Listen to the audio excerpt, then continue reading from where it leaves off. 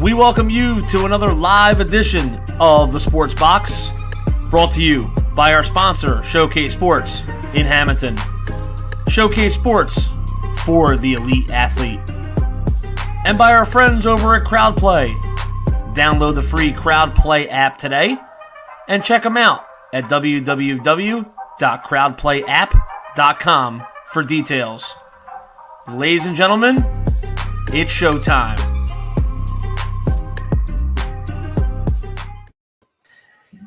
And welcome everybody to another edition here of Unsportsmanlike Conduct here on the Sports Box. And that was a tremendous new intro we just unveiled here on the Sports Box, courtesy of the voiceover of Mike Velardi and the good music behind that.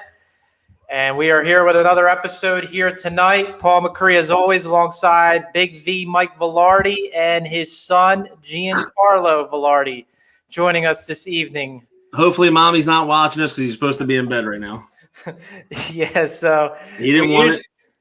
Yeah, we usually start at 7. We had to start a little bit later. So glad to everybody that hung in there and waited till now for the show to start. But Giancarlo didn't want to go to bed. He's still up. He wants the UC action. He wants the UC action. That's right. And he also wants to hear about our new sponsor that we have in Showcase Sports in Hamilton. Tremendous people over there, Nicole, Anne-Marie, and Ronnie, Joanne, everybody associated with them on 12th Street right there in Hamilton across from the Wawa. They are our new sponsors along with CrowdPlay. Please make sure you check them out. Go in store, mention the Sports Box, and they may give you a little deal too. Yeah, tremendous to have Showcase Sports on board. They do a lot for the local sports community, not high school obviously teams, but then you also have the youth sports teams as well. So good to have them on board now as one of our sponsors. So tonight, obviously this is like our first show post no football, like game action to talk about. We talked about the Super Bowl last week, the end of or obviously the post Super Bowl show. The Bucks are the Super Bowl champions, and obviously now the offseason begins. And the headline so far, as we get closer now to the new league year when it begins in the second, third week of March, is the quarterback carousel. That seems to be what could take place here. And we're not just talking about, journeyman, free agent options. I mean, you're talking about guys right now that, is Deshaun Watson going to be on the move? It looks like Wentz certainly is going to be on the move, but still that has not happened yet. We were convinced that was going to happen last week. And here we are this Monday, still no trade there. Yeah, like we heard a lot of talk about, he'll be traded by Tuesday. That's 6 days ago. So either A, they're not getting what they thought that they were going to get, which we probably could have said that, but they're holding out for something. And I don't think it's a question of who they're going to trade him for. I think it's when they're going to trade for him. Yeah, and I think that at this point, the Eagles are going to get a first-round pick or a future first-round pick. That doesn't seem to be likely to happen at this point. I mean, they're going to try to hold out. And listen, right now, if the price right now being thrown at them is 2 second-round picks, let's say, and maybe a player in return, then they might as well just wait this out until the beginning of the league year. The roster bonus or that bonus that's due to Wentz is not due till, I think, March 10th. Yeah. So they still have still have several weeks to wait that out. It's February 15th now, so they still have a little bit of time to wait that out, and we'll see what happens. But that has not been resolved yet. Deshaun Watson in Houston, that situation hasn't been resolved, though J.J. Watt just got released on Friday. The longtime defensive end for the Houston Texans was drafted by the team was about 6-7 years ago and has had a heck of a run so far in his career. And they release him, and now he has an opportunity to go elsewhere. Maybe reunites with his brother T.J. Watt in Pittsburgh. Maybe he goes to Green Bay. I think they're the two favorites right now for him, and it would make sense for him to go to a contender, a Super Bowl contender at this point. As Giancarlo's got a football, and then we'll see what he does with that as the show goes on here. Yeah, I mean, getting to your point with Watt, Yeah, I think that he would love to play with his brother in Pittsburgh. I mean, that's what he's talking about. But like you said, Green Bay may be a great destination for him. What was the tweet or the comment that I saw about the Colts? Was it what was the linebacker's name? Leonard. Darius Leonard. He was all up in arms about if people come here to play, we want to make sure they're high character guys, and we don't care what your name is or what you've done before. But if you're not a team guy, you're not going to be here type thing. I don't know who that was a shot at, but that was pretty bad. Yeah, I didn't see that, to be honest with you. Yeah. But I mean, the Colts are that. I mean, they're a team that obviously here another offseason where they were able to sign Phillip Rivers for that 1 year, and he was able to be the stopgap guy, and they got to the playoffs this past year. But they need obviously a longer term solution, whether or not that's Wentz or whether or not they end up drafting somebody with their pick, whether they got the 19th or 20th pick. Mm-hmm. In the April draft. So, yeah, I mean, they're very good defensively, so I don't think they're in the mix for Watt. Paul Allen saying maybe Kansas City too. I think at this point Kansas City is, Frank Clark. They got a pretty good defensive line there in Kansas City. I don't see them, and I think they're pretty strapped when it comes to cap space right now. So I don't see them. I think Pittsburgh, if they rework that Ben deal with 1 year left, they do have to lower that cap hit. They're restructuring. Yeah. Apparently, he is coming back. Does not want to retire. It looks like he didn't have much left this year, and I don't know what they're going to get out of him next year. Yeah, I honestly don't know either. He did throw for over 500 yards in that playoff game against Cleveland, but they were so far behind. Yeah. That he threw the ball every play in the second half. So I mean, it had a lot to do with Cleveland playing more of a prevent defense and allowing Roethlisberger and those Pittsburgh receivers to take those chunk yards. And he clearly isn't obviously anywhere near the quarterback he was even 4 or 5 years ago. Obviously, injuries are a big part of it. But I mean, at this point, he's pushing 40 years old. I think he's 38, 39 now. So, he's the last of that draft class. Rivers retires this year. This just a couple weeks ago. Tell you what a hell of a draft class, though. Yeah, for quarterbacks. Oh, for sure. So, yeah, Paul Allen, absolutely. What a terrible collapse after starting 10-0. I mean, yeah, he's right. Jeez.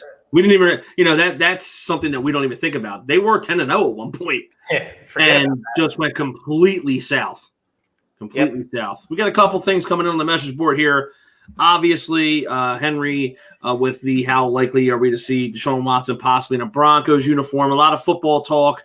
With J.J. Watt, obviously we talked about this. Is he heading to Pitt or Kansas City? Tony DeRosa loves the picture in your background, the photo behind you. Yeah, he and my parents say the same thing. I need more, wall art in my house, and I'm working on that. Right. But my camera was facing, especially when there was actually some football going on, I would want to watch the TV because my TV's that way. Yeah. But now it's like there's college basketball in the background, so I don't care as much. College basketball only matters in March. Yeah. So, right now I'll face a way of no television. I'll suck it up and have a picture in my background in my dining room. Yeah. So that's the story there. I just think it's going to be interesting with these other quarterbacks. I mean, Russell Wilson then comes out this week and says what he had to say about his offensive line, or I should say last week. Seattle's not going to trade him. I mean, and once again, that's going to be a situation where he's going to want to force his way out maybe. I don't know. He was good friends with Schottenheimer, Brian Schottenheimer, who got fired, let go by Seattle as the offense coordinator. So I don't really know the situation there. I mean, my guess is he'll stay, and this is just a bunch of, obviously he has the right to be a little bit frustrated offensively. That offensive line has not protected him to his liking. And he has had to carry a lot of the load over the last several years, and he has become more the face of especially that offense. When they won that Super Bowl his second year, that was a great running game of Marshawn Lynch, and he just had to manage the game and not make mistakes, and he never made mistakes.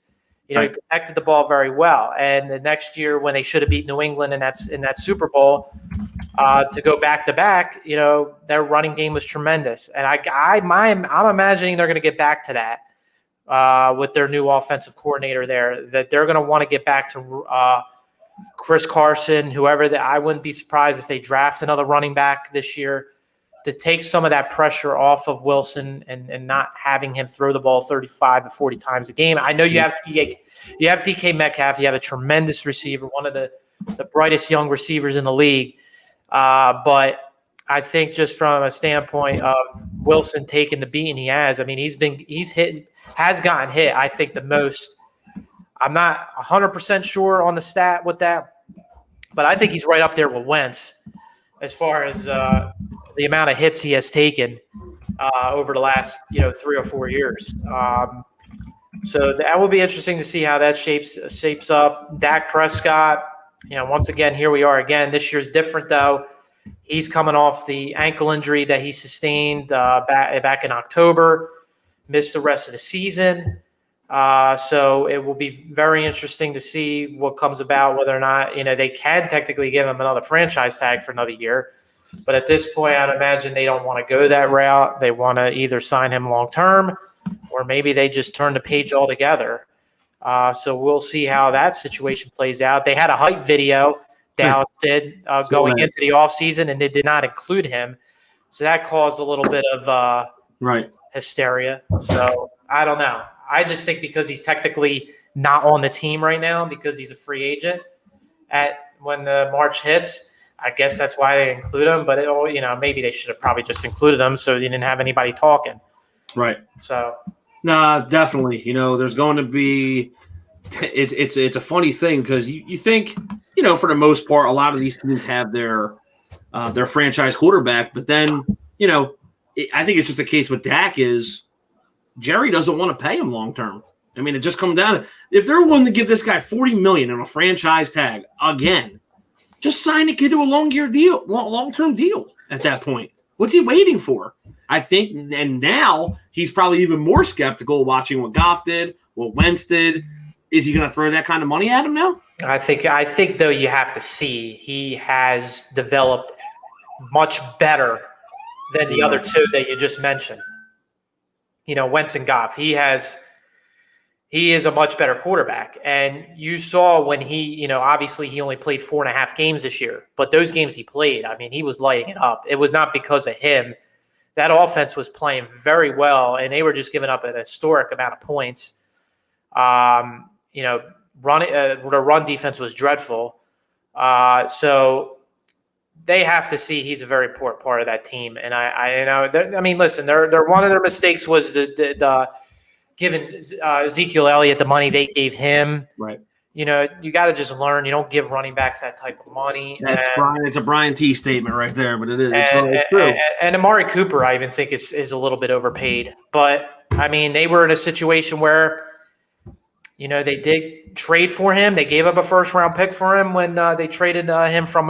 They got him from the Raiders a couple years back, and he's a very important part of that offense. I don't think he is. He hasn't always shown, though. The problem is that he could take over a game as a surefire number one receiver. Right. He has some games that he shows that, but the consistency has never been there for Amari Cooper. So I think that's been the problem. He shows up some weeks and other weeks he doesn't. So, the Cowboys situation will be very interesting. Washington is looking for a quarterback as well. I think Alex Smith at this point, they would rather him move on from him, even though he has 1 year left on that contract. I do think Washington, they did give Tyler Heineke that 2 year extension, and that's a guy that you give him the courtesy of He had that great playoff game, had a couple nice starts for Washington late in the season, but they prefer him more as a backup.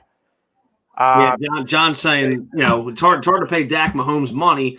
I don't know if we'll get Mahomes money, but you're right. I don't think he has played up to that potential yet, although that is the market value for quarterbacks almost at this point. Yeah, I mean, right now, the quarterback market for top tier is somewhere in that 30 to 35 million per year. Listen, do we put Dak in the top tier though? And we know Brian T's philosophy on him. I think it's more hatred than anything. But is he a top 10 quarterback in this league? I think he's a top 10. Yeah, he's a top 10. Is he a top 5? I don't think so. I don't think so. But I think right now you're in a situation where if not him, who else? Do they have a plan for another quarterback? Like, unless there's somehow, which is highly unlikely, but there's like that scenario where you have a disgruntled Russell Wilson at the moment, and maybe you just swap those quarterbacks. But other than that, I don't see anything else that would make sense from the Cowboys moving on from him right now. That's the problem. And there he is. Yeah, he is top 10 though, Brian. I mean, I don't think there's any question about it. I think you are. You don't. I don't think you look at the whole picture with him. I think I agree when he was getting a little bit overrated as a starter in 2017, maybe. I know he had a great rookie season. He had a great rookie season. Got the team to the playoffs. They lost that playoff game to Green Bay at home. I think they were 13-3 his rookie year when he took over. Then he took a little bit of a step back. But I think the last 2 years, I thought 19 and then obviously the first 4.5 games this past year, I thought he played very well. I think he has gotten to that point where he certainly looks much better than Wentz does. He doesn't make the same mistakes that Wentz does. No, not consistently making mistakes either. So he clearly looks like the best quarterback in that 2016 class, and he was drafted in the 4th round. Right. So I think it's time. To pay him. Guy. You would think a 4th round guy too wouldn't command that much money, but he obviously is. It doesn't matter at this point. Right. Now that you're 5 years in the league, it doesn't matter what draft. It doesn't matter what round you were drafted. Right. If you're putting up the numbers he's putting up, then he deserves to get paid like it. Do you think Tom Brady after 5-6 years in the league said, "Oh, I was a 6th round pick. I don't deserve that money"? So obviously, Brian has always said this. Obviously, imagine if now this is his go-to. That's a different story. Yes, right. Ezekiel Elliott got drafted 4th overall. If you drafted Ramsey and Henry, certainly, the team is much better than they are right now. Henry would have had to have gotten paid too, though. You don't think that they were going to pay Derrick Henry at that point? Yeah, but Henry did not get paid $90 million for 6 years. He's actually getting underpaid right now if you look at what Tennessee gave him. But listen, gave him 4 years, $50 million. Tennessee didn't also have the offensive line that Dallas had, though. And early on, Henry struggled a little bit. Obviously, turned it on. But imagine the last 2 years has been phenomenal. Yeah, Henry behind that line in Dallas. Oh man. Yeah, but Tennessee's offensive line has obviously improved over the last couple of years, and that's reflective of the numbers that Henry has finally put up and has put up. Tremendous numbers. Great single season numbers as far as running backs in history is concerned. So. And he's getting right now kind of underpaid as a running back. And Tennessee, good for them for playing that market right. I don't know if Henry's going to complain this offseason that he's going to want a little more money or not. But right now he's actually getting a little underpaid. But I guess it's a little bit different because they're not paying Tannehill as much money either.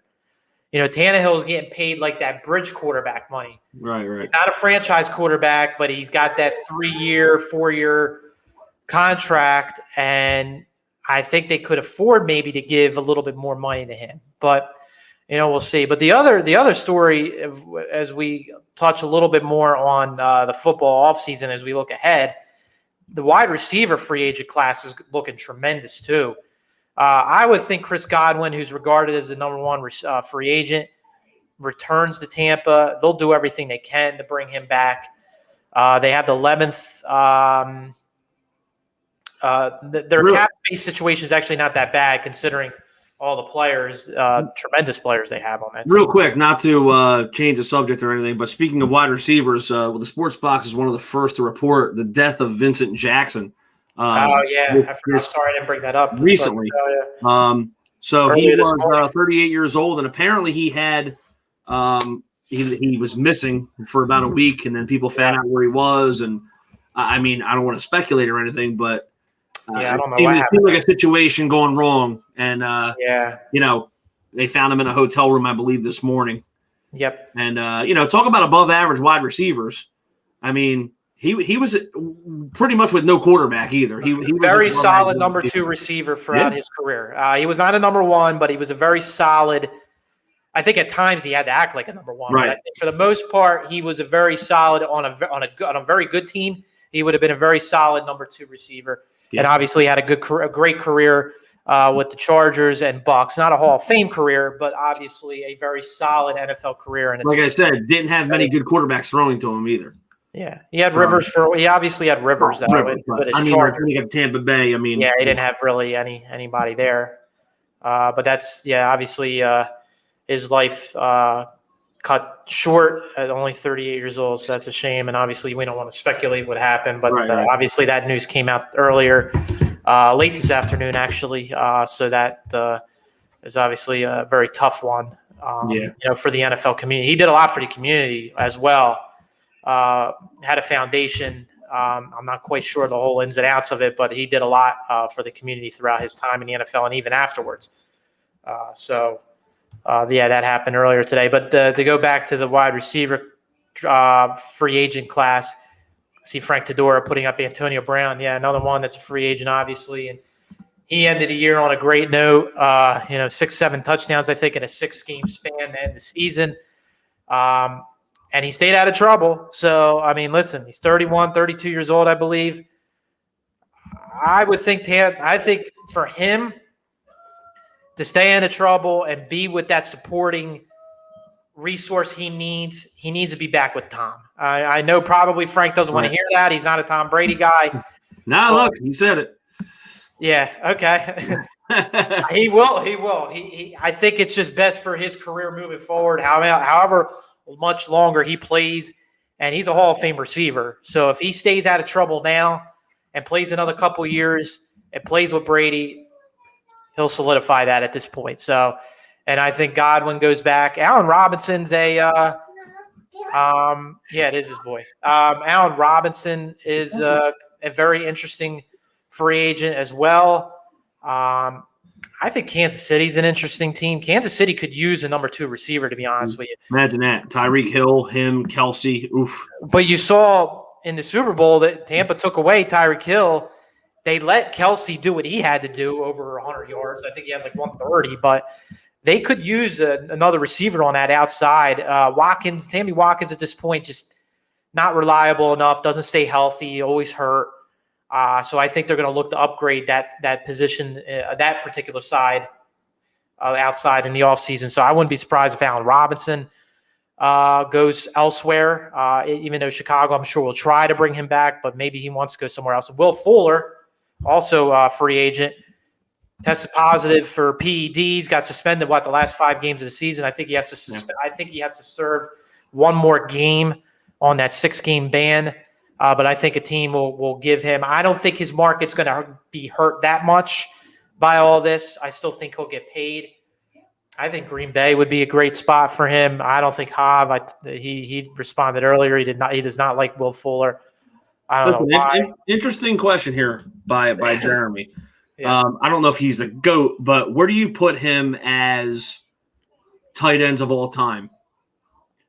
Given obviously he's got the rings, obviously, he's a force. When he gets involved in a game, he's a force. He's not a guy like Kelsey who's going to have 8-10 catches a game, though. He'll have 4, 5, 6 catches. He'll have 70, 80 yards and 2 touchdowns like he did in the Super Bowl pretty much. So, where do you classify him with Antonio Gates? Do you classify him up there with Tony Gonzalez? Pretty much the great tight ends. Yes. I think he's right up there. But just because of how he took over a game, and you can't tackle a guy when he catches the ball either. Yeah, he's the most physically he's the most physically dominant tight end of our time. Especially in the red zone. I mean, he's a dominant force in the red zone. Obviously, the way that Tampa offense functions, he doesn't need to be the guy he was in New England, because don't forget, in New England for all those years, they didn't have a Mike Evans or a Chris Godwin on the outside. They had, Julian Edelman was their, and he's a slot receiver. So Brady had to go to him more, in those scenarios. In Tampa, the way that offense is structured, he doesn't need to be the guy. But, in the Super Bowl, he did catch 2 touchdowns. And, when you need him to, he'll still take over a game if you need him to. And, that's another guy that obviously only signed a 1-year deal. But it sounds like he's going to come back too and make it another go-around. So I think they're going to retain Godwin and Brown at AB, and they're going to bring back Gronk too. Hey, listen, I mean, you have to think if Brady's going to play another year or two, you're going to have to think that he's going to want the same cast around him and just get better. I don't think he wants to intend on losing guys. He's going to want the same cast. Now, who else do they go out and grab? What do they really need a significant upgrade on? Their defense has been phenomenal. Does Lovey stay there? I mean, Lovey. Todd Bowles? Yeah. Does Bowles stay there? Yeah. At this point, he's not going to get a head coaching job now, obviously. No. I mean, everything else is solidified. So he's going to come back to be the D coordinator. Leftwich, the offensive coordinator, but we all know that, Brady basically calls the shots. Right. Offensively. Even Arians praised, Leftwich about him and Brady running the offense. So. And listen, they got along, obviously. I mean, and they figured it out. Because Arians hated them. They were 7-5 after that loss to Kansas City right before that bye week, and they win 8 in a row to end the season, including the postseason run. So, yeah. So, I mean, obviously, that Tampa doesn't have – I would say they could use another corner potentially. Listen, they drafted that Tristan Wirfs ended up being very good, the rookie left tackle. Gave up 1 sack, I think, the last 10 games of the season. He was tremendous. So that's somebody that I don't know. I guess I don't know if it's a product of Brady and just that whole, because I felt like Nate Solder was very good with New England, and then he left the Patriots and was below average for the Giants. So I don't know what to think, but this is a young kid compared to somebody who was 30 or 31 years old when he became a free agent. But they drafted, well enough. Antoine Winfield Jr. They drafted. So they drafted a couple of really solid contributors as well. So I just think they just got to keep drafting well and retain the guys that we mentioned, and they should be fine, and they'll be one of the favorites again going into next year. So I mean, that's the way it looks at this point. Listen, before we move on to our next topic. Make sure that you guys tune in, if you're MMA fans, to the debut of Cage My IQ tonight at 8:30 with our buddies Daniel Bakley and Miles Long. It's MMA talk about the UFC 258 in review and what happened this past Saturday. So check them out right after our show, 8:30, Cage My IQ. Hey, Paulie, how about we talk about a little Flyers COVID protocol? What happened? What's been going on with the Flyers? Well, their protocol list went up to 7, and I don't know. I mean, it doesn't necessarily mean they tested positive. It could have been contact tracing, or they were near somebody that did test positive. I don't know, but Drew's on the list, and Travis Sanheim, and I think Konechny was on it, right? Wasn't Konechny on it now? I think they added 2 more this past weekend. they're going to practice starting tomorrow, and they're supposed to play on Thursday. So apparently this is only going to be, the 10-day, by the time they get back on the ice and play a game, they haven't played since last Sunday. So it will be 10 days. New Jersey and Buffalo missed a ton of time. 2 weeks? But they're coming back. They're coming back. I think Buffalo's back tonight. New Jersey's back tomorrow. Yeah, there was a couple of teams that it seems like they haven't played in a month. Yeah, New Jersey hasn't played since January 31st. I don't know. I think Buffalo's around that time too. Yeah. So, I mean, it is what it is. And I just don't agree with the Flyers having now to go after all this. Then they got to go to Lake Tahoe for the outdoor game on Saturday against Boston. And it's way past Gio's bedtime. I mean, listen. Don't tell my wife, but the show might be more important than Gio's bedtime right now. So where's she? Where's this dinner tonight? She went out. I give her some time to go out too, bud. That's good. Hey, I'm not blaming you. I guess you'd rather do it on a Monday night than not a Friday night with her. Yeah, whatever, man. We don't get to spend a lot of time together, so it's either her going out or me going out. So yeah, and you got the full-time teaching basketball, girls basketball coaching duties right now. That's the thing. I'm never home, so I have to give her some time to, Yeah, that's true. To do her thing. If you guys need to have any talks about love or anything like that, we'll offer you that help too while you're on the sports box. Well, you will. Yeah, well, you can too. Yeah, just swipe. Was it swipe left or swipe right? Which one's the one? Yeah, we don't do that much. All good, man. Yeah, but listen, we do have some MLB news and notes to talk about. Yep. Yeah. So obviously, Cartwright, who's more knowledgeable on the Flyers protocol, Gio or Paul? Hey, Gio might know more than me. I don't know. I mean, he definitely could probably swing the golf club more efficiently than I can. Dave Cartwright, one of our Sports Box members as well, does the golf show with Mike Galetta. Golf's back in action. So, who won the tournament yesterday? I forget who won. It was at the Daniel Berger. Oh, Berger. Yeah, that's right. I saw he eagled the last hole to win. Okay, that's right. So, yeah, Berger won yesterday. But, yeah, we'll go to MLB news and notes now. Spring training starts this week, later in the week. So, here we are. It's underway. Jeremy, my son will be 2 in April.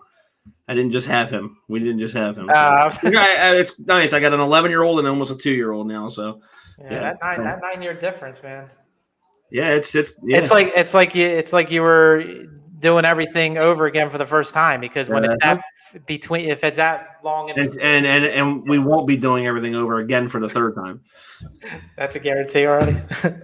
not having a third. Yeah, as Dave said, Berger eagled 18. I don't know why we're talking about golf on his show, but we'll talk on it a little bit. Yeah. So that we'll see the Genesis Invitationals this week. So, so two baseball spring training begins this week. Yep. Pitchers and catchers, and then everybody else will report. There is an article I wanted to bring up from MLB.com talking about the 7 teams that could be better than you think. The number 1 on that list. Do you have any guess on who the number 1 on that list is right now? What's the question? What was it again? The 7 teams that could be better than you think. Not the Phillies. No, they're not on the list at all. They're not on the list at all. Yeah, no way. Texas? No, they're not on this list. It's a team. Is it a lot of NL teams, a lot of AL teams? What is it? This is an NL team. Oh, it's an NL team? Arizona?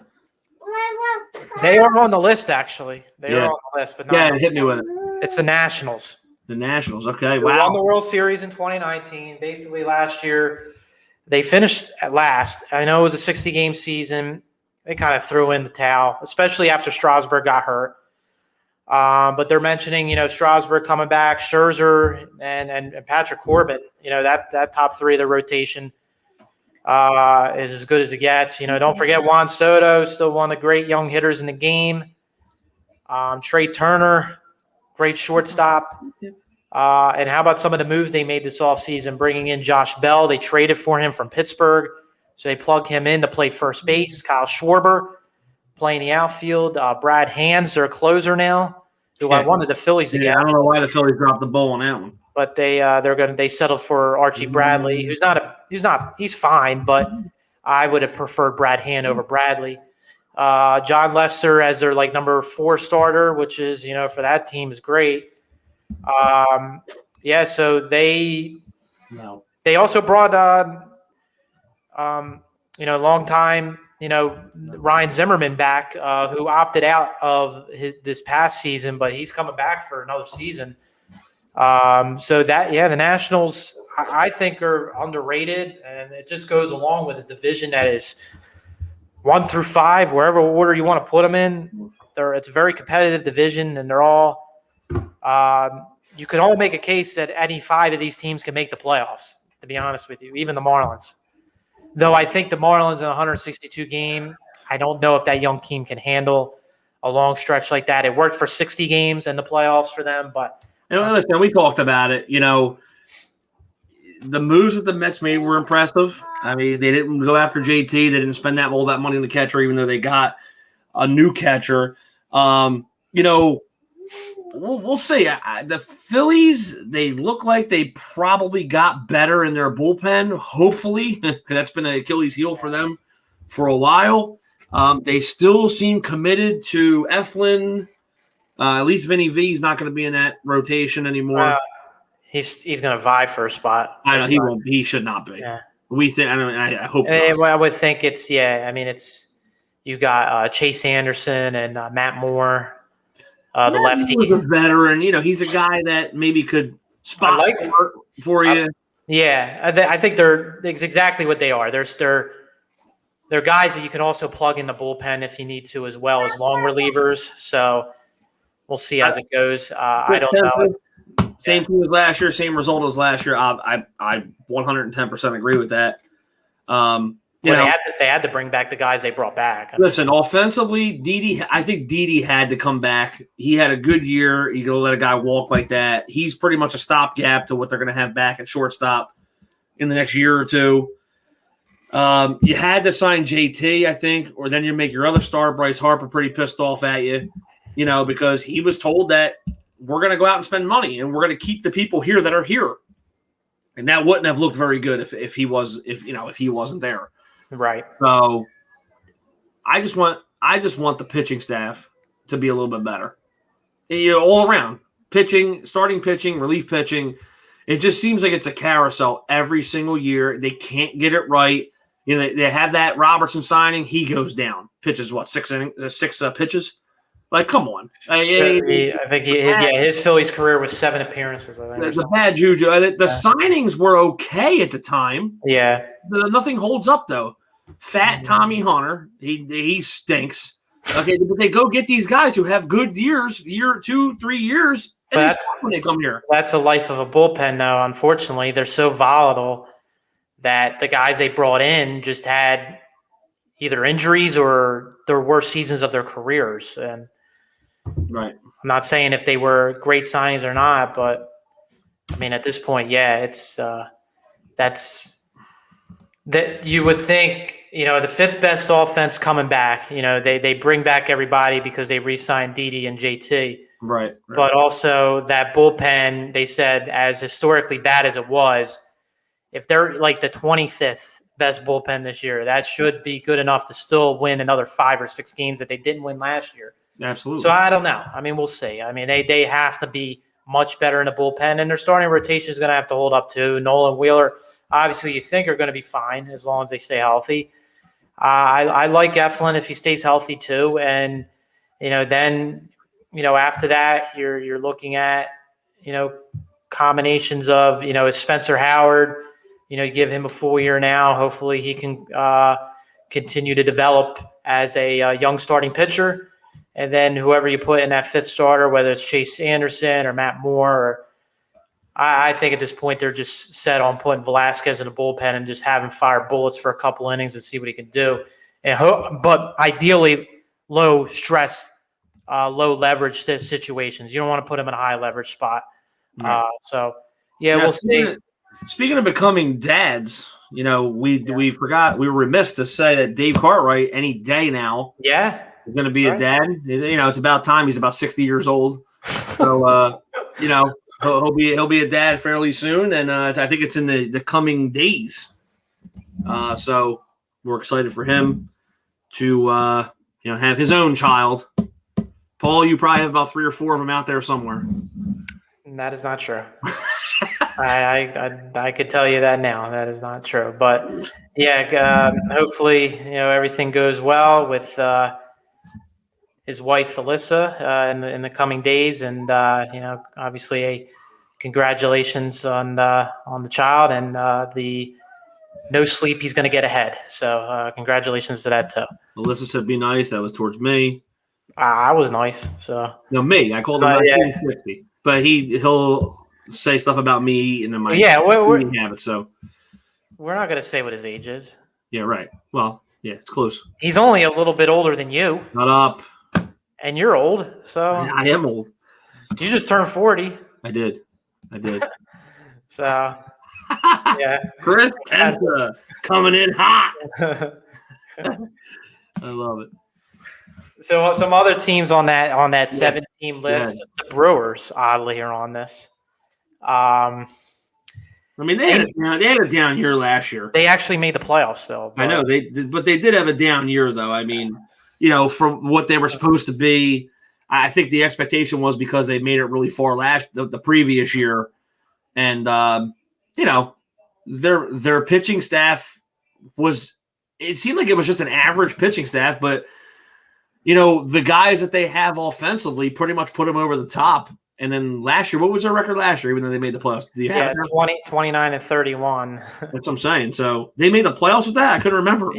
Well, because the Phillies decided to only win 1 game the last week of the season, when even if they won 2 games, they would have still made the playoffs. So it was a joke, because of the expanded playoffs, which is not going to happen, thankfully, this year. We're going back to the traditional 3 division winners, 2 wild cards, and the wild card game, and then the winner of that game plays the best record of each league, which should happen. They're going to continue, though, with the runner on second to begin extra innings, which I'm fine with, but I'd rather of it happen like in the 12th inning, because I understand you don't want these extra inning games going as long as they have had in the past. Mm-hmm. I think the longest extra inning game this past season was 13, I believe. I could be wrong, but obviously they're trying to shorten these extra inning games. But the double headers are still 7 innings. I do not like that. I don't. Yeah, it's just to make it not so long and losing pitchers out. I'm fine with a 9-inning first game and then a 7-inning second game like they do in college. They just do 7 and 7. But they're just doing 7 and 7. I'd rather see 1 9-inning, and then if you want to do a 7th inning on a second game, right? I guess I can live with that. They're not doing the DH in the National League. It looks like that's on hold until they knew the CBA negotiations, which could be a mess because they're already fighting as it is. So don't be surprised if there is a potential strike going into 2022. Just the way it looks. Well, I don't know if we mentioned it or not, but James Paxton signed with the Mariners. He got a guaranteed $8.5 million. I saw that, and it could go up to $10 million with incentives. And the Mets offer to them to Paxton was $6 million. So the Mets are throwing money around, and Paxton used to pitch for them as well. Right? The Yankees. No, he used to pitch for the Mariners before them. Oh, yeah. So he goes back to Seattle. He goes back to Seattle. Yeah, he got traded to the Yankees on a 1-year show me deal, pretty much. And listen, he could be in for another payday if he pitches well. I don't know how old he is. Yeah, he's 31, 32, I believe, but obviously coming off injury-plagued seasons. But for the Mariners, they also signed, I saw Ken Giles, but he had Tommy John, so he's going to miss this year. So they signed him to a 2-year deal so he can pitch for next year. So that was interesting there. There's been some bargain deals going on the last couple of days, which you're going to see here at the end. Trevor Rosenthal is the best remaining free agent looks like left, the reliever from Kansas City. Then he went to San Diego halfway through the season this past year. And the Mets could be in on him. I think the Mets are going to go after one of these starters, whether it's like that Taiwan Walker who pitched with Seattle. So the Mets are still, I think, looking for one more starter, especially since they missed out on Bauer. And they could use another starter before Syndergaard makes his return to the rotation sometime mid-season. So they're trying everything right now to kind of solidify a couple arms. And I heard even maybe still looking for a center fielder, whether that's Bradley Jr. So that's what it looks like for the Mets, as the Mets aren't quite done spending money. But did you see the Phillies? No. Phillies have the fourth highest payroll right now. I'm sure they do, and people were begging them to go over the luxury tax last year. Which is not a good thing. It's not like Middleton's not spending the money, though. Stop. Yeah, get your trophy. He's spending the money, but they haven't made the playoffs. Right. So they haven't spent it wisely, apparently. Yeah, apparently that's what it means. Wisely. The Red Sox have the third highest payroll, and they weren't even close to making the playoffs last year. But the Red Sox kind of retooling their team. They're in retool mode right now. They traded Benintendi last week to Kansas City. And I don't know if they're bringing Bradley Jr. back or not. I thought they would, but who the hell knows at this point? And yeah, Cartwright is correct. Dombrowski will spend, absolutely. And is he going to do it correctly though? You know what I mean? Yeah, because exactly. They say he's a guy that will bring in older talent and try to pretty much buy it and get rid of the younger guys in the farm system, which we don't really have a great farm system anyway right now. Yeah, they need to rebuild their farm system again. Right now it's their best farm guy. It looks like he's becoming that guy, is Mick Gable, the pitcher they just drafted this past year from Oregon State. Yeah. But, he's like 3 years away. Zach Warren might be able to make some hay in the next couple of years. You never know. Yeah, we'll see. I mean, it's a shame for a lot of these minor leaguers that, we're making some headway, and then, they didn't even have a season this past year. Yeah. But anything else to touch on? I made it a full show almost without anything going crazy. Yeah, it looks like now you need to put the kid to bed. Yeah, I mean it's got to be that time almost. So. Yeah, I mean at this point, we might as well space things out when it comes to baseball. I don't want to talk about it all in one day, but yeah, next week, obviously when we come back on. Hopefully we have a Carson Wentz trade to talk about, and hopefully Zach Ertz goes with him and he can cry somewhere else. That's right. Yeah, Ertz looks like he's on his way out or might get released. So who knows what happens there?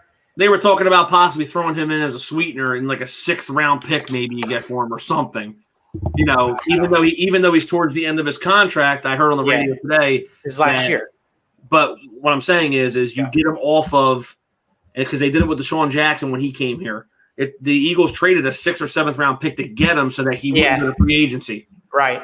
So you never know. I mean, do they do something like that as a sweetener to throw him in? Ertz's value was all 2-3 years ago, so he ain't getting anything for him now. Of value. Yeah. So we'll see. We didn't touch on the Sixers, but they're playing tonight in Utah. Utah's got the best record in the NBA somehow.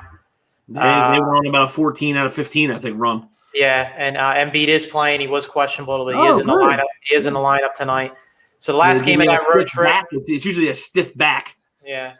And thanks to one of our show hosts coming on at 8:30 right here, doing a Bakley with MMA Cage My IQ coming up at 8:30. If you guys want to stick around, if you don't have to put your baby to sleep, you can watch that. But if you do, FML like me. We'll see how that works out. Yep. Well, now listen, we do want to give another shout out to our new sponsor here on the Sports Box. We're going to have them for a while. If you need any apparel, anything, go to Showcase Sports and visit Nicole, Ron, and Anne-Marie, Joanne, whoever's there. They will help you out. I just went in there and bought 2 more things today. I'm wearing something from Showcase right now just to show you guys what's going on. They have a beautiful project in the making, one where we're hoping we can actually film live from time to time, and you guys can check out for yourself what Showcase Sports is all about. Like Paul said, they not only just do things in Hamilton for Hamilton people, they are all over South Jersey with people coming there to grab apparel for their teams and so on. I mean, we spent a ton of money there for the basketball team. So trust them with your stuff. If you need bats, gloves, they have everything there. Instead of going to Dick's or somewhere out of town, go and see our sponsor, Showcase Sports. All right. Yep. It's great to have them on board as a sponsor here moving forward. So glad to be partnering with them. So that is it. Thanks for everybody that chimed in with their questions and comments this evening about the world of sports. That is it for another edition of Unsportsmanlike Conduct here on the Sports Box. Tune in to the next show, the debut, the 8:30 of the newest UFC show, talking about UFC 258. That starts at 8:30. So that is it for tonight. I'm Paul Macrie again with Big V Mike Velardi. Have a great week, everybody, and see you next week. See you guys.